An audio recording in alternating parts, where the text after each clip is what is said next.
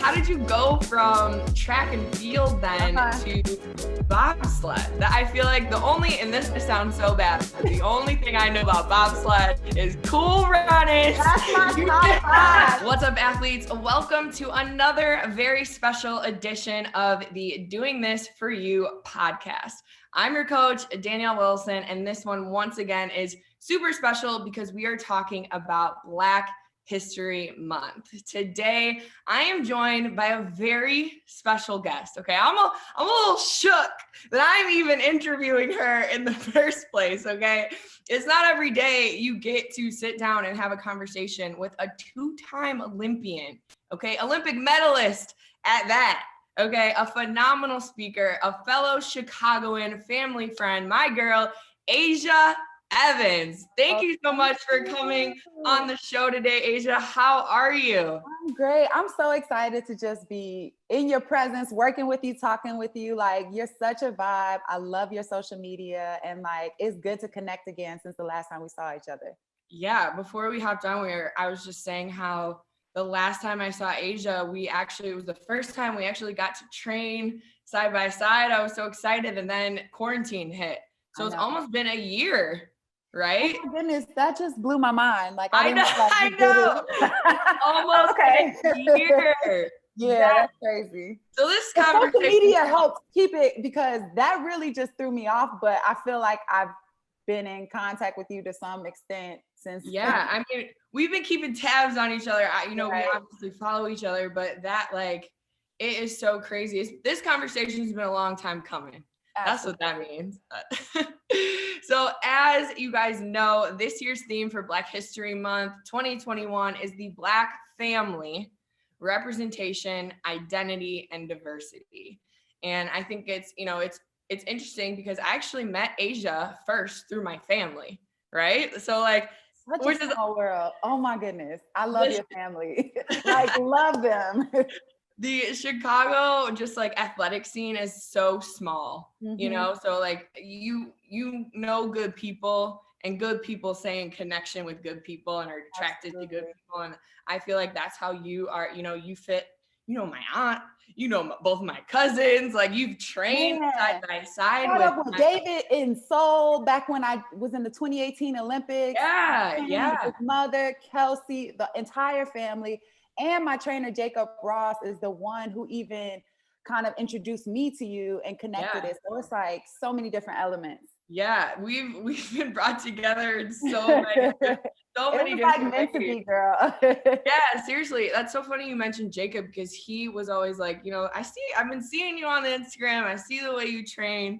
You need to meet Asia. And then when I first of all, everyone has always spoken so incredibly highly of you. David obviously loves you. Jacob loves you. But like, they talk about you and your personality as well. Like, you're such a good, humble person for the things that you've achieved.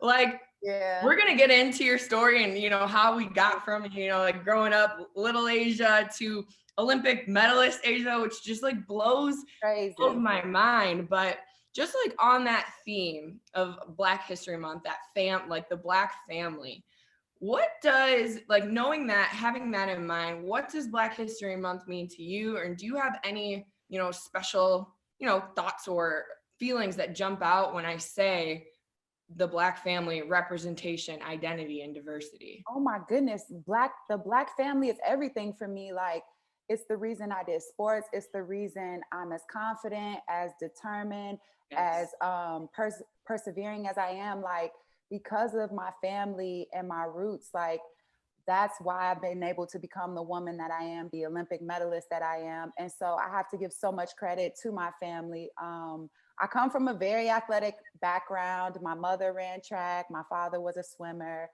My brother played in the NFL for 8 years. Oh, wow. I didn't know that. Girl, and my uncle and cousin were both Major League Baseball, like, superstars. Wow. So like, it's just so much depth there, and so much just like drive and motivation that I just wanted to pull my seat up to the table.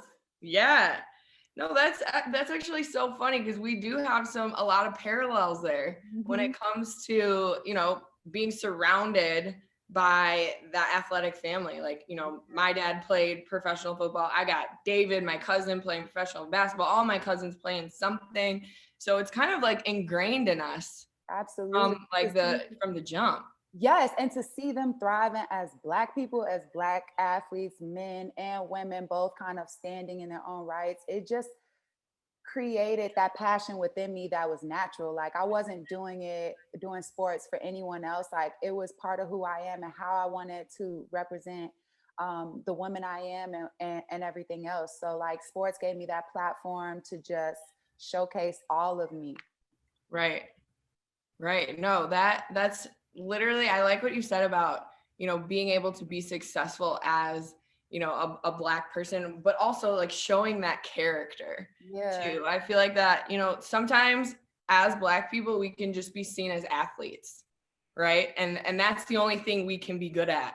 But honestly, we do it to ourselves sometimes too. Like that's part of how I ended up in bobsled. Like just not to fast forward too much, when I switched to the sport, like it was because I'm naturally a very driven athlete and I have this presence that like is very dominating, and I wanted to go into the sport of bobsled and just own it and go straight to the Olympics, win a gold medal. And so like that was my focus. And literally, that's crazy. Girl, and then it wasn't until like yes, I started going through that process and like sharing my story that I was getting all this feedback about how it was inspiring others. Like these mothers from Chicago were showing their kids that this Black girl from the South Side is in this crazy international sport and killing it. And like, even despite the ups and downs I was going through and displaying, like it was still reaching people. And that's when I was like, you know what, like, hold on. The medal, the podium, everything is amazing because of the woman I am and what I represent and the impact it has on others. And so it started to hit a lot different once I kind of realized that and stepped into my power. Yeah, no, it's an avenue to be able to show up and provide that representation, which is the whole, you know, the whole theme of this month is being able to provide that positive representation at that. And like most people might not know, growing up south side of Chicago, that's not easy. That's not a easy place to, you know, grow up from and maintain that positivity, maintain that fortitude, and, you know, end up on a global stage the way that you did. So let's talk about that, the evolution from growing up outside of Chicago to, you know, being one of the best bobsled athletes in the world, or the world. So crazy. If I would have told my little self back when I was going to high school or elementary school in Chicago that I could go and be some bobsled, that just blows my mind thinking about me trying to receive that. I think that it's so much power in my journey. Like I started off as a track and field athlete, and I went to Morgan Park High School, which is state champs, state runners up. Like we had such a prestigious track and field history that like I wanted to be a part of it. So coming in as a freshman, that was my first time doing organized sports. Like I just wanted to be great. And like my mom bought a pair of blocks like before I even started high school. So we used to put them up against the wall, and I had like such little space to get my block start in, but I just had to start learning how to tap into that power and that speed and that explosiveness, and it carried over into track and field. And so as I started to grow in the sport, I started to perform better and better, and it would take me places outside of Chicago. And that was a game changer for me. Being able to travel and experience all these other cities and then states and cultures and countries. I was like, oh my goodness, like me performing at this level exposes me to so much. And that really did it for me and made me not want to like look back as far as my thinking goes and realize that it's so much more for me outside of whatever my circumstances were reflecting. And so that's when I was like, nah, I'm doing this. I'm getting a scholarship. I'm going wherever I want to go, and I'm out. Yes, I love that. It's so funny to me because, you know, I did gymnastics when I was growing up. And, you know, the goal when you're a little girl doing gymnastics is the Olympics. Like that's what the goal is. Obviously, I didn't make it. My body was, fighting the entire, like, I just chose the wrong sport for my body type at the end of the day. Girl, you taller than me. I'm like, how did you do it for so long?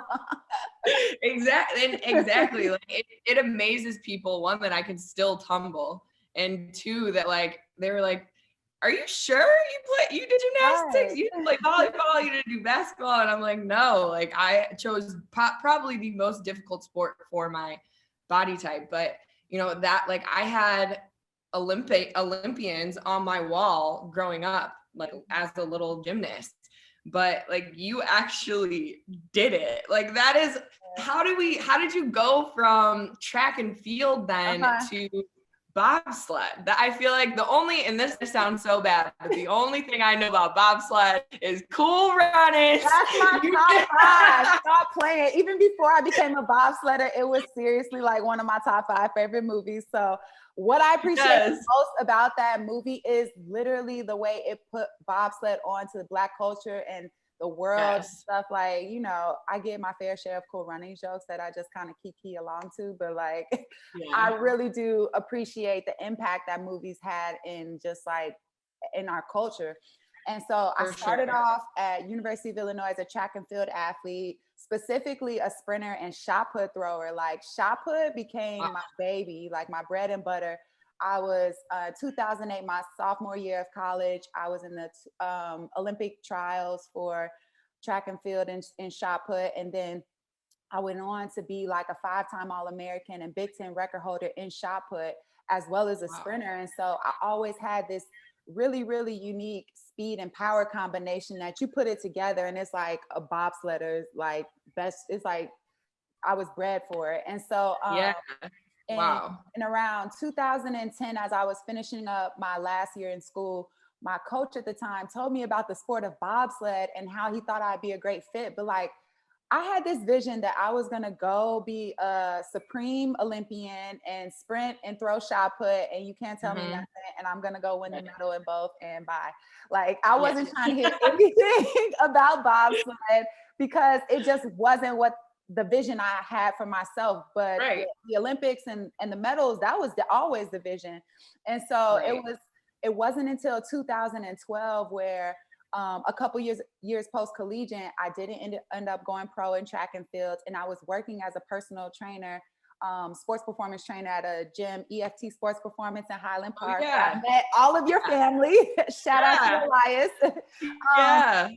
And there I was just like helping all my clients from high school to professional, collegiate, corporate clients, like, accomplish their goals, whatever they were. And it was exciting for me, but I felt like I didn't give myself that same opportunity because of my aspirations to go to the Olympic Games. And it was this 2012. So I'm like, okay, realistically, like, what am I going to do? The Summer Olympics are right now, so that's not a thing.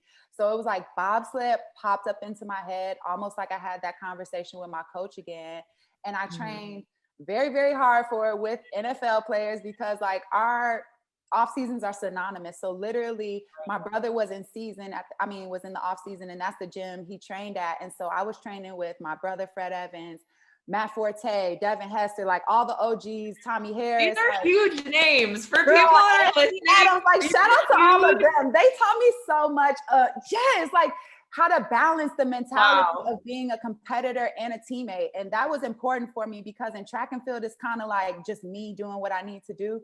But in the sport of bobsled, I had to prepare to have that teammate and competitor element at like the flip of a switch. And so they helped me so much to prepare. And when I went and tried out, we do like these combine style testing events similar to like the NFL combine. So literally standing broad jump, girl, you need to be I'm like freaking out over here. You need to be a bobsledder.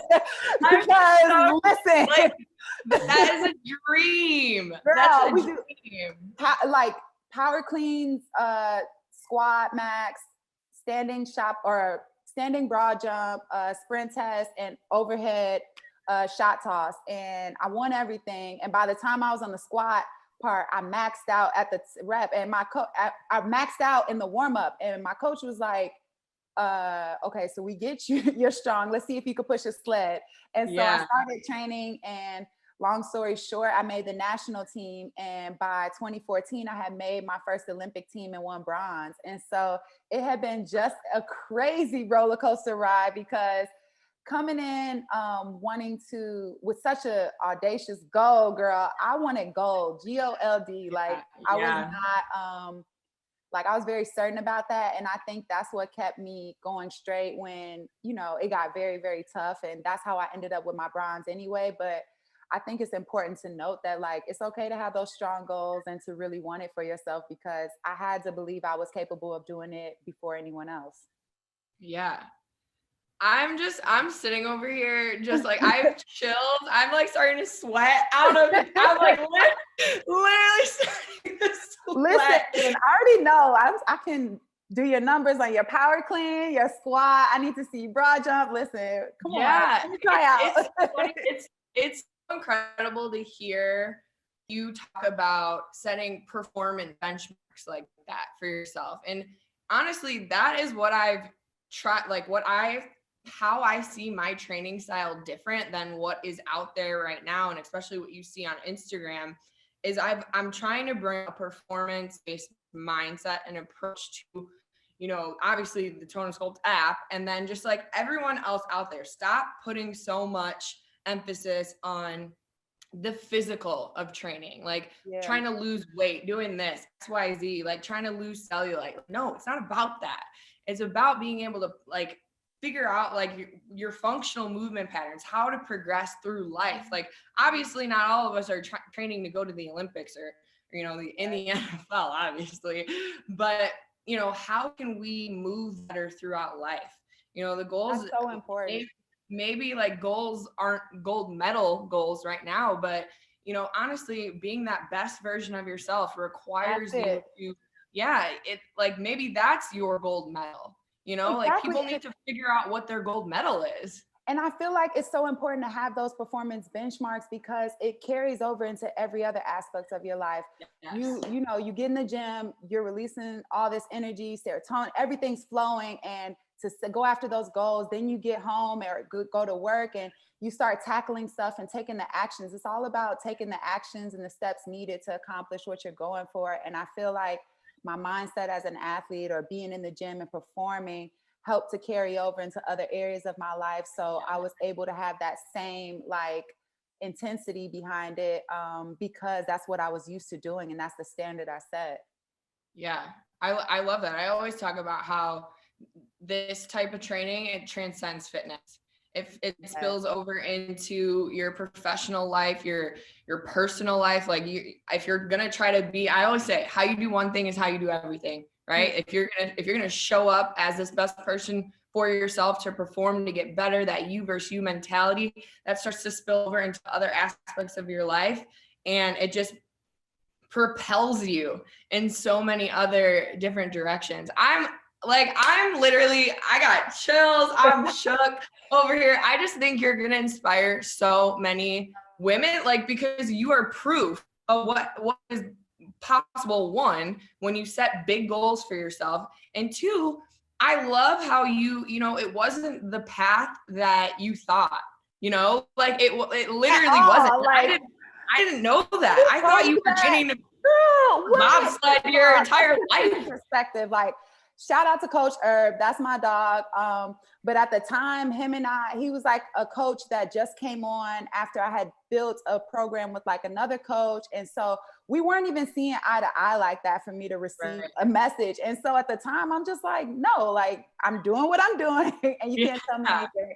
And so like, sometimes like, you know, I probably should have received that message, or maybe timing worked out the way it was. And I was supposed to plant the seed, you know, and work out the way it did. But needless to say, like, I definitely did not think that this would be who I am, like, at all. Yeah.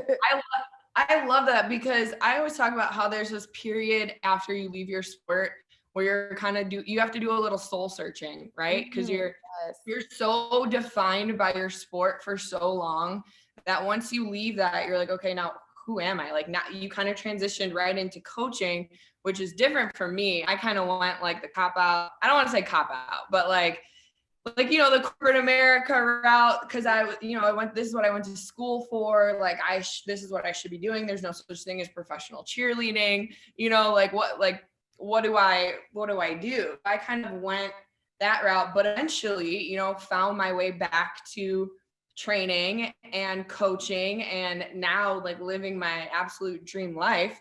But I love how you kind of had that light bulb moment where you're like, you know, I'm pushing these people to give their best, be the best version of them. I gotta lead by example.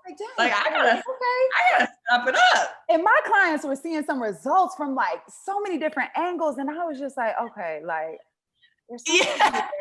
Let me figure out how to tap into that myself so I can accomplish my things as well. Yeah, no, that's so powerful. Like, you are the example of leading by example. You're like, you know what, if I can get you to do that, ma'am, sir, I'm gonna do it for myself and go win me an Olympic medal. Like, that is still crazy for me to wrap my head around. And sometimes, I'm listening. What'd you say? Sorry, no, you're good. I was just gonna say, sometimes we gotta just go for things too, because like, if I would have sat on that for too long, or told all these different people, like, what do you think if I go try for this sport? And they don't have any background in it. It's just that fear. And a lot of times we're like just trying to get this validation, like, okay, you should do it. But it's like, no one was going to understand that vision until I brought it to fruition, because it was meant for me. It was meant for me to kind of take that journey and lead by example, like you said. And so I just had to go for it. I started thinking about the people I had within my network that could help me get to those points. I instantly hit up the owner of EFT, Elias, and was like, hey, so I got this vision. We're going to talk tomorrow. Let me tell you something. I showed him the bobsled video. I showed him as much information as I could come up with. And I was like, I got to train like a combine athlete for these exercises. He was like, okay, let's get it. And I got these performance goals in 3 months, in less than 3 months. And I went and dominated. But it is important. Dominated. I did dominate. Athletes, listen to that. Like, she went in and dominated. Like, no shame in saying that. I wish more females, sorry to cut you off, but like, when I hear that, when I hear those words coming from women, it is so dang empowering. Like, I went in there and dominated. Like, how many women would confidently sit there and say that about themselves? More need to.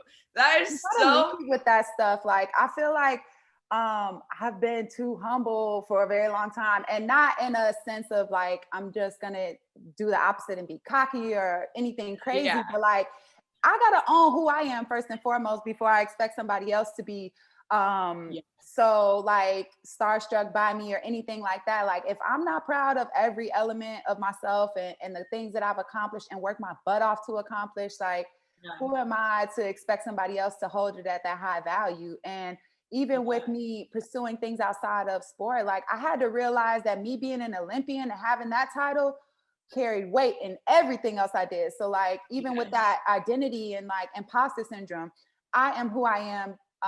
And that's why I became an Olympian. That's why I do all these other things, but it's all part of who I am, and nothing takes away from the other. So it's about owning it all and just kind of coming in with that force. Owning it all and coming in with that force. Wow. in every aspect of life, own it and come in with that force. I think that in itself is so empowering and literally like words to live by, especially with like for women in the training space. I think so many women shy away from training hard, lifting heavy, doing kind of like the more dynamic, explosive movements that I bring to the Tone Sculpt app that are literally, you know, the things that you are doing in the gym training for the Olympic. Like, so what I just want to get, if you could tell women listening right now that might be a little bit shy about going hard and heavy in the gym, might be like thinking still like, oh, I just don't know if I know what I'm doing with the weights. Like, if you could give one piece of advice for people that are shying away from lifting heavy and training hard right now, what would it be? It would be to to realize that you're going to be beautiful, you're going to be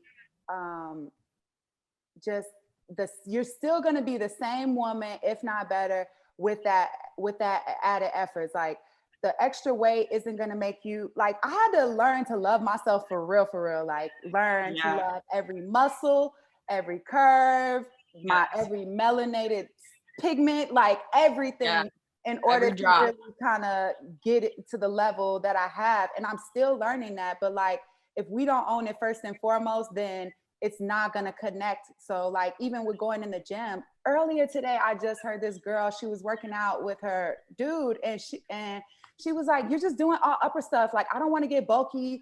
I want to do some legs and some butt, lower body. And it's like, we create these, you know, these insecurities and stuff on our own. And it's in our head about like what beauty looks like, what you should and shouldn't do, or how these heavy lifts will affect your body. But like, honestly, everything that I do serves a bigger purpose. Every muscle on my body is for a different reason, to get me to be the person and the Olympian that I am. And owning that first and foremost before I stepped into the gym allowed me to have the energy I needed. So before even walking through those doors, you got to have that energy right, because otherwise it won't connect and you'll never be happy. And so you'll always kind of be trying to fill a void that you can't. And so my piece of advice to women like that would be to own it. Like from the moment you walk through the doors or whatever you're about to do, like if it's an affirmation, look yourself in the mirror, whatever you got to do, own that. Whatever you got to do, like for real, to make yourself believe it. To make yourself believe it. I deal with that a lot too, because like, and like you said, when you said I had to really work on loving myself, I can relate to that so deeply, because I'm 5'11". I've got like shoulders on me. I had to catch myself from just I literally just caught myself from calling my shoulders linebacker shoulders just then. I literally, like, it's still a process. That's so funny. I saw myself in the little screen and I almost called my shoulders linebacker shoulders. And that is something that first of all, that was a name I was called when I was younger in high school, like growing up. They're like, oh, Wilson, Dan the man. Oh, she's got them linebacker shoulders. You know, like that's something that I've had to really learn to love my like self despite the broadness of my shoulders, despite my build. And it's hard work.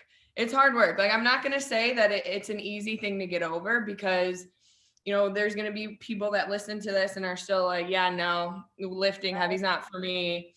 I still don't want to get bulky, whatever the case may be. But like, I think the one thing that has helped me the most embrace my shoulders, my height, my build, which is, you know, like I'm a big human, but I'm a strong human and a kind human, and as well. So I think the one thing that has really helped me is understanding that it's not really about me. Me showing up isn't for me. It's for little girls who are coming after me, who might hear something I said, who might see a picture, a video, and then feel better about themselves. And then, you know, gives them permission to show up and train the way they love to train, and train and be, you know, as athletic and get in there with the boys, the NFL players. I'm going toe to toe. Listen, we can call any of them up and they will vouch for me because they know I bring it.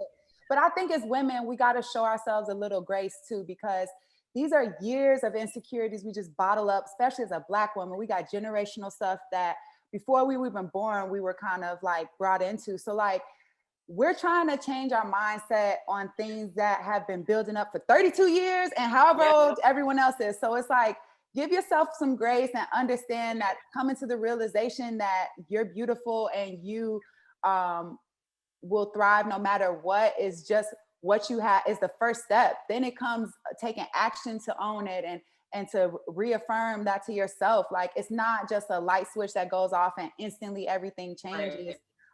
It really is like, we got to give ourselves a little grace and go easy, because we have been thinking a certain way for so long that like it takes time to reprogram and to just step into your power. Like it took me a Right. while, even after an Olympics or so, like it took me a minute to really own who I am and what I stand for, and to wear that with pride. And it's still a growing process. It's not like I Yeah. reached the final destination to where I'm like, boom, Right. I got it. You can't tell me. Oh, I'm sorry. Right. That's okay. You can't tell me nothing. And it's times You were where feeling that one. You were feeling that one. listen, Listen, you can't tell. I love it. that's the energy you have to have. Yeah, no, that like that's real. That's real. That's real passion right there. I love it.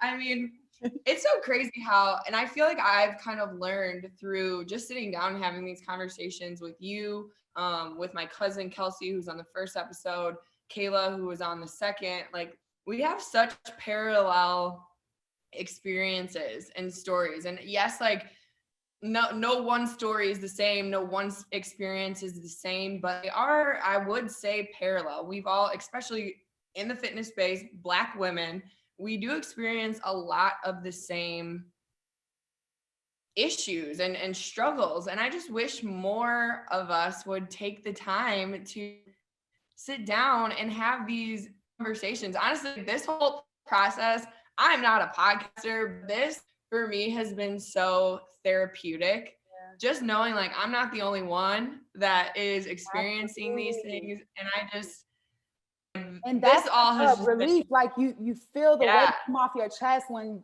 you hear someone yes, else going through something. And you're like, what? I'm not the only one. And right, it's so important. The more our platforms grow and the bigger our reach gets, that we continue to share our stories, because yeah, that's what's really connecting us to everyone else. yes, And that's the reason I'm even the woman I am, a medalist, whatever, is because of those authentic elements to my story, those hardships, those obstacles I had to overcome, those days I did not want to work out, I did not want to do bobsled, I wanted to go home, like being right, true to those and overcoming it, is the power in itself. And the more we share those stories of overcoming, the more we can empower each other and keep building each other up. And I feel like, I'm so grateful to even just be here with you on your platform and the Tone and Sculpt platform, because like us sitting here and sharing our stories, regardless if it makes a girl want to go squat heavy in the gym or just, yeah, look in the mirror and just dig who she is. I think us owning who we are is inspiration in itself, because it's not easy, despite what kind of light you have, how many followers you have. Like right. everyone has hard insecurities that are hard programs, and it's not going to just be an overnight process. So like we got each other's back. We just got to realize that, like, we want to see each other win. And I think it's important to just keep telling our stories and building each other up. Yeah, no, I agree. I think that's the main point of connection, is being able to share those vulnerabilities and realizing that, and that's the thing too. It's like a lot of the things that we face in the gym aren't just for, Black women as well. Like as women, we experience collectively a lot of the same insecurities because of the world and the media and technology and everything, that the world that we live in. So like, I always think like and this is kind of how I've built my Instagram platform, right? Like I have been in tears on my platform. I share the good, the bad, and quite literally the ugly of my life. One, because you never know who needs to hear said message at any point in time. So like you never know who you can be inspiring, who you can be helping, who you can quite literally be talking off the ledge at any moment. And so like that is so inspiring. I love hearing you say Who can impact you. I love how when you share those moments and you do those prompts where you allow your followers to kind of engage with you and share their stories. And like, it's so many messages that I've gotten from your following alone. And I think that that's important for you to have been as vulnerable as you have, and just to put yourself out there. Not only are you helping others, but you got to be getting something back. It's so many people that admire and love you and support you no matter what. There's people who have been through hard times worse than yours and have obstacles that, you know, ways they overcame it. And so it kind of works like vice versa. Like you're putting that energy out and it's coming back tenfold. And that's the beauty in that too, is like, you know, when we have those moments, even you being you and the following, like you can get on there and be upset or hurt or deeply passionate about something and receive thousands of messages of support, genuinely supporting you. They got your back.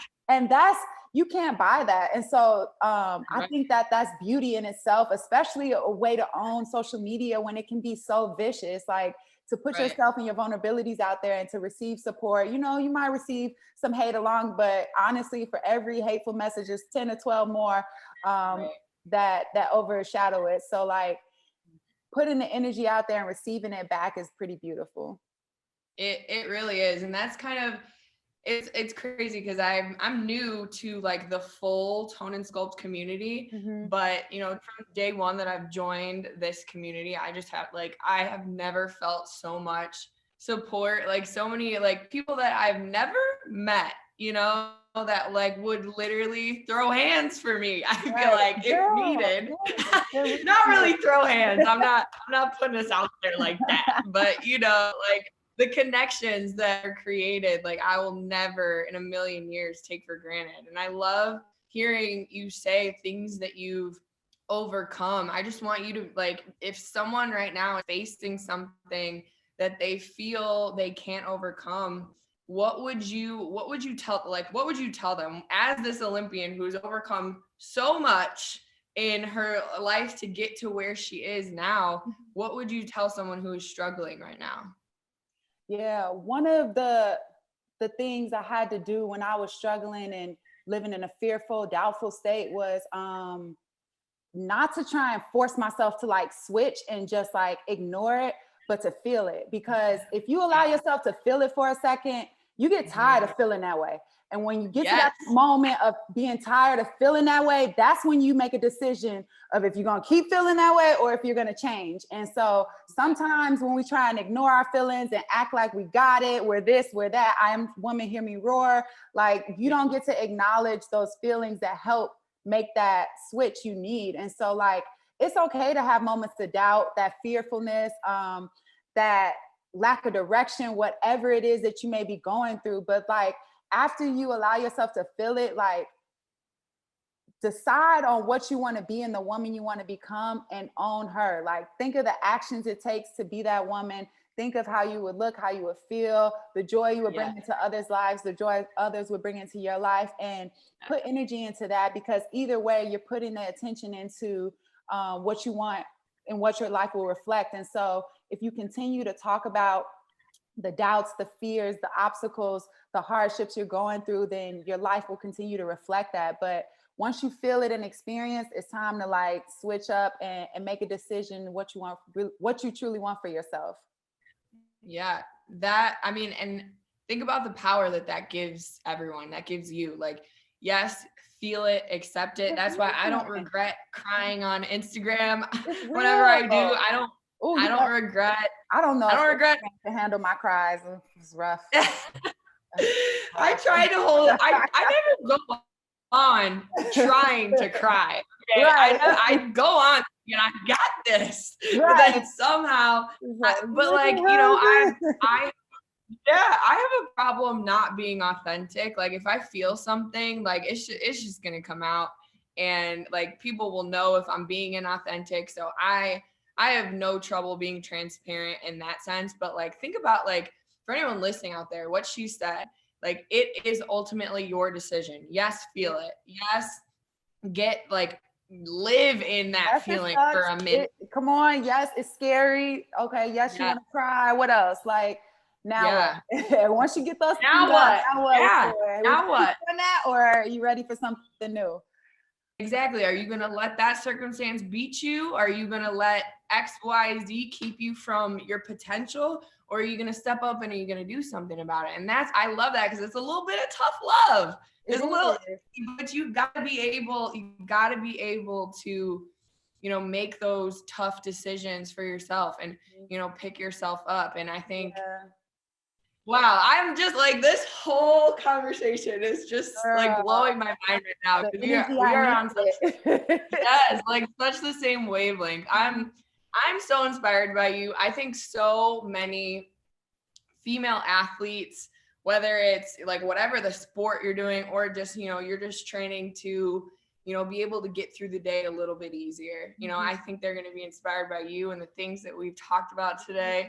I'm just like, I'm beaming right now. Y'all, the people listening can't see me sweating. I shouldn't have worn gray for this. I should not, but I'm like, you bring I so love much inspiration, and you talked about your story and how you even took that corporate route and you knew it wasn't for you. And sometimes we just got to experience things. Like, people be so scared to just try something. Like, if you try it and you realize it's not for you, then boom, check it off the list and keep moving. Like, it's okay to not be great at everything. It's okay if your next move isn't as bomb as being an Olympic, going to the Olympics. Like, it doesn't take away from either one. We create this on ourselves. And like, even for me, after 2018, I felt like I just had to step away from sport. Like, I went corporate, I went to business school. Like, I was doing all these things and I didn't even want people to acknowledge me as an Olympian because I'm like, oh, excuse me, I work in communications, don't bother me. Like, because I felt like, so much of what I thought my identity was around that. But honestly, who we are creates those different titles. Like, the woman I am, my passion, my drive, is my confidence, determination, all that made me into an Olympian. It makes me into everything else. And I think that it's important for us to realize what really got us to those points. Then it's not as like scary or intimidating to just try different things, because at one point, becoming a bobsled Olympian and bobsled sound crazy. Like, it's to this day, like, even when I talk about hindsight, it's like I put myself in the place of years ago, and it's like I would laugh. Like, if I were to come from the future and be like, hey, you're gonna be an Olympic bobsledder, I'd be like, girl, bye. Like, go back to the future where you came from. But like, I just feel like it's important to understand that you can always rewrite your story. Like, try things. If it don't work out, cool. I know the corporate life is not for me. First of all, my back starts hurting by the time I'm sitting down for those hours. And then like, I just wasn't into like, but I had to experience certain things in order to like know what was for me. And so sometimes we just gotta like go for it. Right. I love that. I try different things and go for it. Go for it. You never know. You might end up with the gold medal or with a medal or bronze medal. You might end up something. Okay. But amazing. So Tone Sculpt is giving a contribution to a charity organization of your choice. On behalf of you, Asia, tell the listeners which one you've chosen and why. Oh, I just love you guys for that. That means so much to me, because my philanthropic side and just community efforts is a very, very deep passion of mine, because of where I came from and because I know the impact that like we can have. Like, as I keep growing, I'm like, oh, I want to give to the kids, give to someone. And so the organization that I've had the pleasure of working with is Precious Dreams Foundation. It's an organization created and founded by Nicole Russell, and they provide like bedtime essentials and mental health programs for kids to help them cope with and self-soothe themselves at night. And a lot of times they work with homeless shelters, community centers, and these kids, have their own things that they have to deal with on a daily. And just for me in quarantine and just dealing with that alone, I've had so many restless nights, so many hard times. And so an organization like that providing essentials, stuff as simple as blankets, journals, pillows, like robes, things to make you feel comforted and have a good night's rest. Rest is so important. Your body recovers so much when you sleep and you give yourself that moment to be at peace. And so with the Precious Dreams Foundation, they really help provide these comfort drops that just kind of have all those essentials. And they also have mental health programs for these kids to help provide them with the tools they need to get where they want to go. And it's an important organization to me. And so thank you for supporting them. And hey, Nicole. So I'm excited about that. I love that. Precious Dreams. That, like, mental health, especially now, so important. Thank you so much. Oh, thank for you. coming on here. Guys, if you want to follow along with Asia and her journey, you can follow her on Instagram at Asia L. Evans. You can check my following list because you know she's in there. Okay. That's my girl. But yeah, thank you so much for coming on. You're such a light, such an inspiration. Your story is even more like, I learned a lot about you today. It's even more incredible than I thought. And I think so many of us can learn from you and be inspired by you. And just thank you so much for coming on today. Oh, thank you. And continue to be this light, girl. It is so inspiring for me too, because like I'm used to doing interviews and stuff like that, but I really appreciate the authentic conversations to where I can be myself. We share these real moments what got me to these places. Like, sure, training all day and doing all these physical things, but it's like the real mental battles and insecurities and stuff we had to overcome that really got me to be where I am. And so like, you're inspiring and empowering so many people. So yes, girl, I will continue to tune in and watch everything you do as well. Wow. Thank you so much. That's a compliment. Can you Girl, see me? This is no longer bronzer. Okay, I'm blushing right now. I can't tell you the last time I blushed, but thank you so much. Thank you to all the athletes that are listening right now. I appreciate every single one of you. Stay tuned for the next episode, the final installment of our Black History Month series. I can't wait for you guys to hear who our final guest is, but I appreciate you guys so much. Don't you dare settle this week. Go be great this week, period. You got it. Come on. Yeah. I'll see you guys on the next one.